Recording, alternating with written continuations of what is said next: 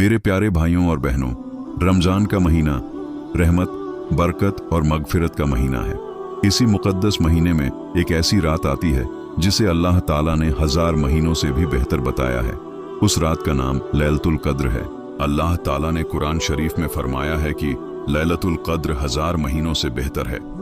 सोचिए, अगर कोई इंसान इस एक रात में इबादत करता है तो उसे 43 साल से भी ज्यादा इबादत का सवाब मिल सकता है।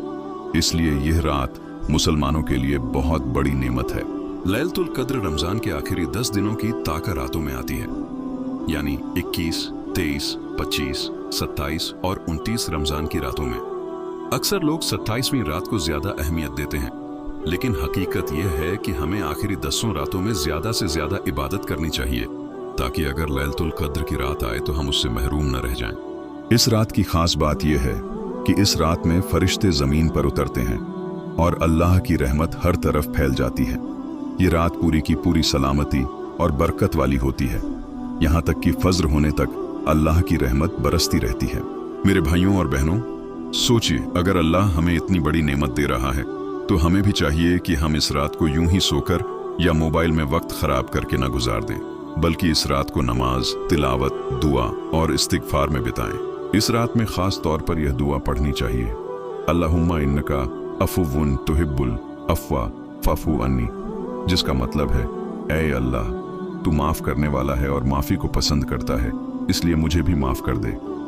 अगर कोई इंसान सच्चे दिल से इस रात में तौबा कर ले, अपने गुनाहों पर शर्मिंदा हो जाए और अल्लाह से माफ़ी मांग ले, तो अल्लाह ताला उसके पिछले गुनाहों को भी माफ़ कर देता है। आज हम सबको अपने दिल में झांकने की ज़रूरत है।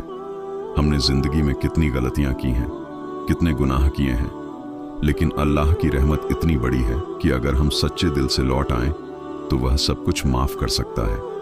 लैलतुल कद्र हमें यह भी सिखाती है कि मुसलमान कमज़ोर नहीं है। जब इंसान अल्लाह पर भरोसा करता है तो अल्लाह उसकी मदद ज़रूर करता है। इसलिए हमें चाहिए कि हम अपने ईमान को मजबूत करें, नमाज की पाबंदी करें, कुरान पढ़ें और अच्छे कामों में आगे बढ़ें। मेरे प्यारे भाइयों और बहनों, हो सकता है यह रमज़ान हमारी ज़िंदगी का आखिरी रमज़ान हो, इसलिए इस मौके को गंवाना नहीं चाहिए। लैलतुल कद्र की रात को ज़्यादा से ज़्यादा इबादत करें। अपने लिए, अपने माँ बाप के लिए और पूरी उम्मत के लिए दुआ करें। अल्लाह ताला हम सबको लैलतुल कद्र की बरकतें हासिल करने की तौफीक अता फरमाए और हमारे गुनाहों को माफ़ फरमाए। आमीन।